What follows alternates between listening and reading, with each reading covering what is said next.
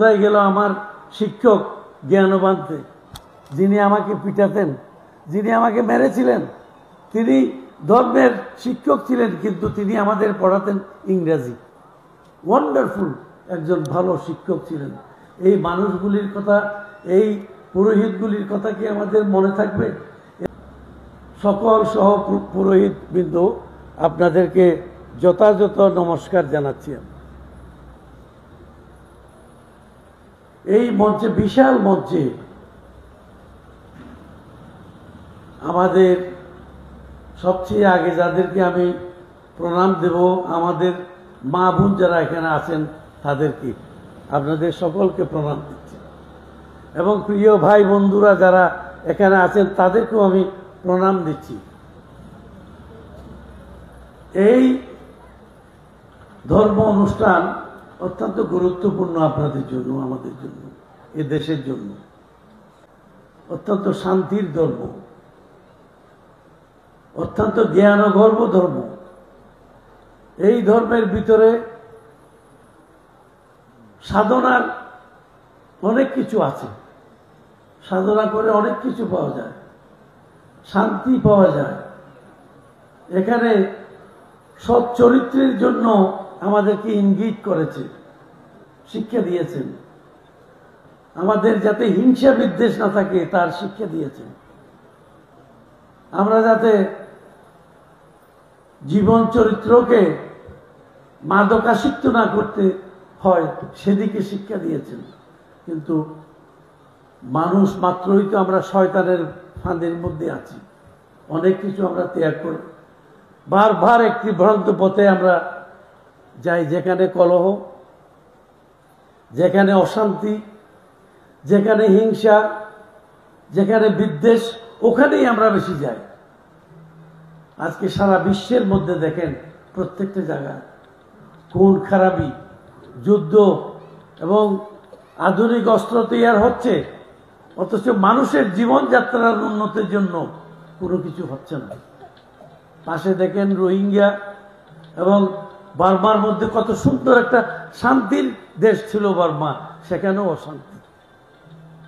বাংলাদেশের মধ্যেও খুব একটা শান্তি আমরা দেখতে পাচ্ছি না। কাশ্মীরের দিকে দেখেন, প্যালেস্টাইনের দিকে দেখেন, ইউরোপের দিকে দেখেন, প্রত্যেকটা জায়গায় আজকে মানব জাতি কলহের মধ্যে বিভোর হয়ে গেছে। কলহই যেন আমাদের ধর্ম, এরকমই হয়ে গেছে। তাহলে আমাদেরকে বুঝতে হবে প্রত্যেকটা ধর্মের মধ্যে, আমাদের ধর্মেও আমরা দেখেছি শান্তির ধর্ম ইসলামও। ইসলাম শান্তির কথা বলে, সবসময় মানুষকে, মানব জাতিকে, আপনার মানবতার ভিতরে মানব জাতিকে আপনার একজনকে একজন সম্প্রীতির মাধ্যমে থাকার জন্য ইসলামের নির্দেশ আছে আমাদের উপরে। এতগুলি থাকার পরেও আজকে আমরা প্রত্যেকটা ধর্ম, আমরা এখানে এই বাংলাদেশের একটি কালচার, এখানে হিন্দু, বুদ্ধ, খ্রিস্টান, মুসলমান, আমরা ভিন্ন ভিন্ন বিভিন্ন সম্প্রদায় এখানে বসবাস করি। আমাদের ভিতরে যাতে সুন্দর ঐক্য থাকে, একটা সাম্প্রদায়িক সম্প্রীতি থাকে, এটাই হচ্ছে আমাদের মূল মন্ত্র। আমরা বুদ্ধ থেকে শিখতে পাই, আমরা ইসলাম থেকেও শিখতে পাই। দেখি যে এখানে প্রত্যেকটা জায়গায় একই রকমের, আমরা ভিন্ন ভিন্ন মানুষ হতে পারি, ভিন্ন রেইসের মানুষ হতে পারে।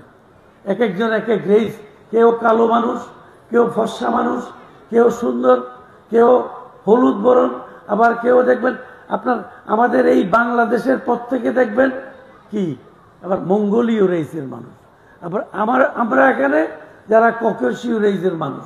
এইভাবে একটা সারা বিশ্বের মধ্যে, যেটা এই বিশ্বটাই হচ্ছে বিচিত্র একটা দেশ, এখানে আমাদেরকে থাকতে হবে।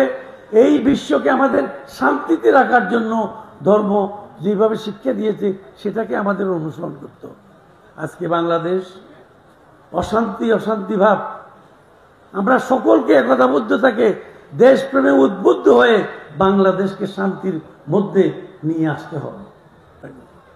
আমার এক বন্ধু, আমার ক্লাস ফ্রেন্ড, আপনার এখানে আপনার পৌরোহিত ছিলেন, সে রেবতের কথা বলছি আমি। রেবত একদিন আমার এখানে ক্লান্ত হয়ে এমপি হোস্টেলে যায়, বলে যে বন্ধু আমি এখন কি করব, এই লাল কাপড় নিয়ে তো আমি এক মুসিবতে পড়েছি। কি হয়েছে বলো? বলে যে চট্টগ্রাম বন্দরে তো আমার সমস্ত মূর্তিগুলি জব্দ করে রেখেছে।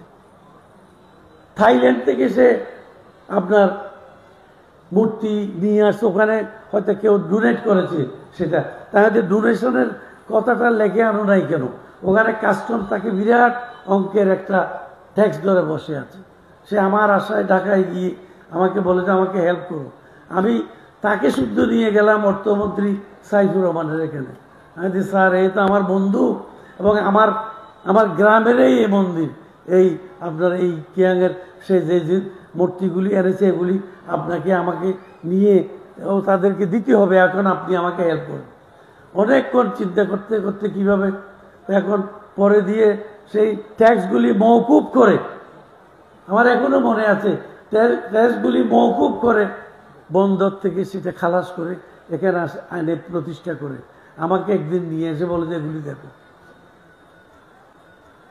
কোথায় গেল রেবতী?